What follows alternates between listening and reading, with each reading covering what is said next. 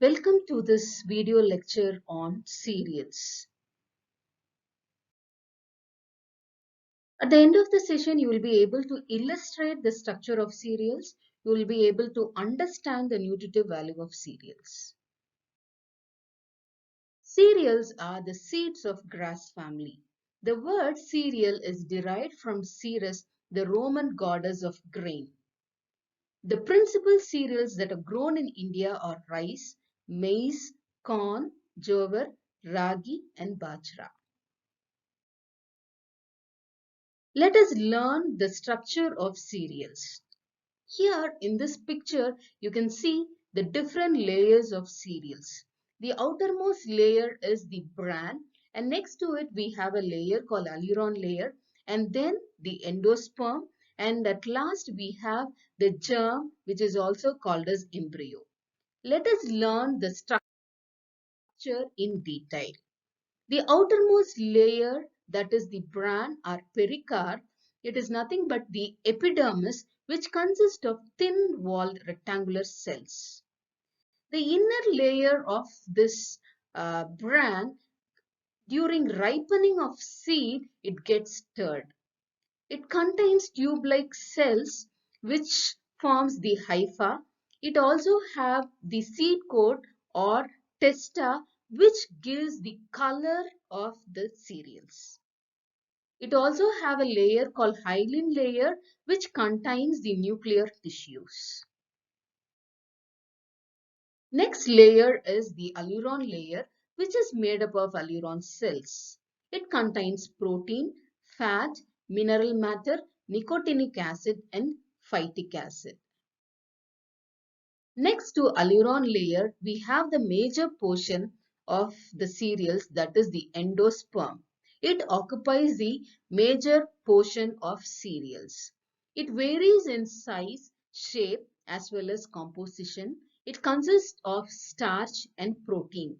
The starch is embedded in the protein matrix and differs in the size, shape from one cereal to another. Next is the embryo or the germ. The scutellum, it has a layer called scutellum which separates the germ and endosperm. It also have an important role, that is, it helps to transmit the nutrient from the endosperm to the germ during germination process. And this embryo or germ contains the genetic material for the new plant. This embryo, it is rich in nutrients like protein, fat and B vitamins.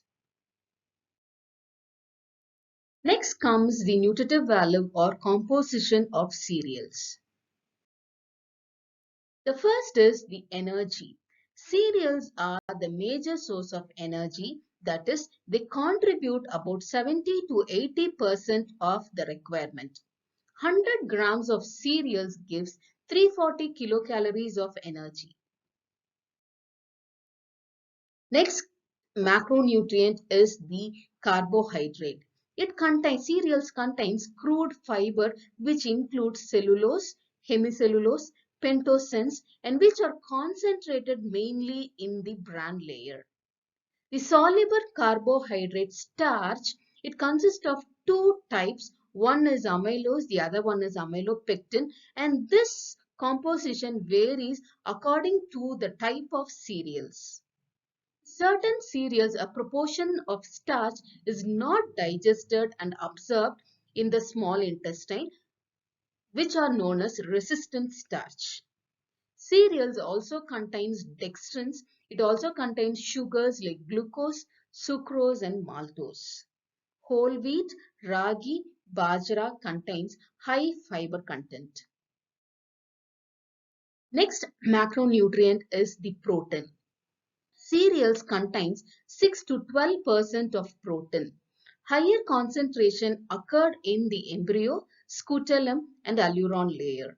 Within the endosperm, the concentration increases from the center to the periphery. Proteins are of different types. They are albumin, globulin and gluten protein. The gluten protein are of two types. One is gliadin, the other one is glutenins.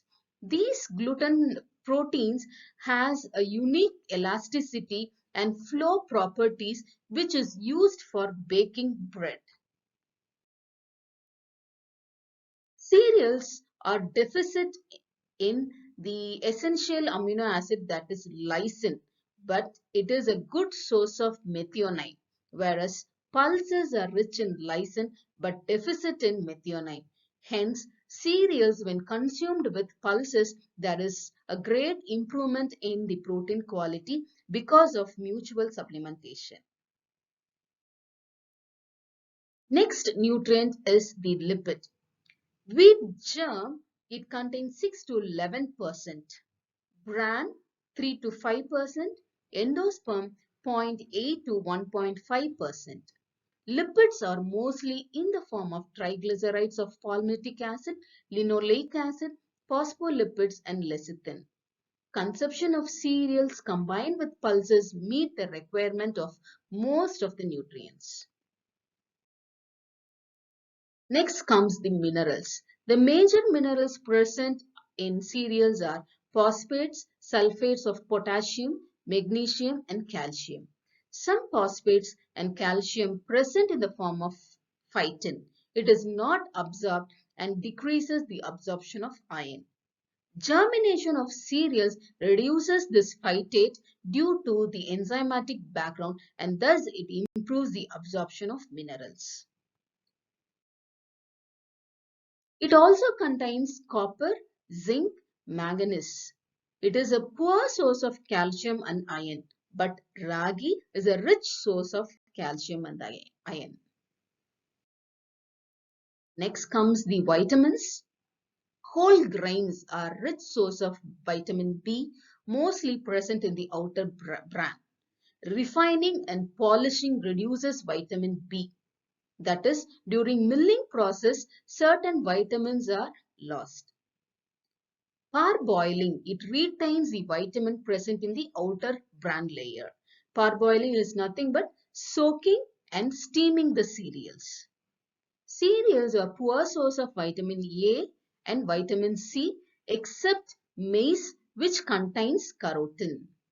Oils from cereal grains are rich source of vitamin E. Certain enzymes are present in cereals. They are amylase. Its activity increases during germination process. Proteases. These enzymes are present more in germ layer.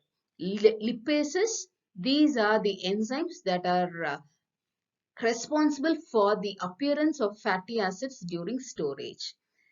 And the next enzyme is the oxidoreductases. These are some of the enzymes that are present in cereals. In conclusion, cereals have been a mainstay of diets of people worldwide. Even with the diversity of foods available now, cereals remain a fundamental part of the dietary pattern, providing energy and fiber and a range of nutrients such as carbohydrate, protein, B vitamins, vitamin E, iron, magnesium, and zinc.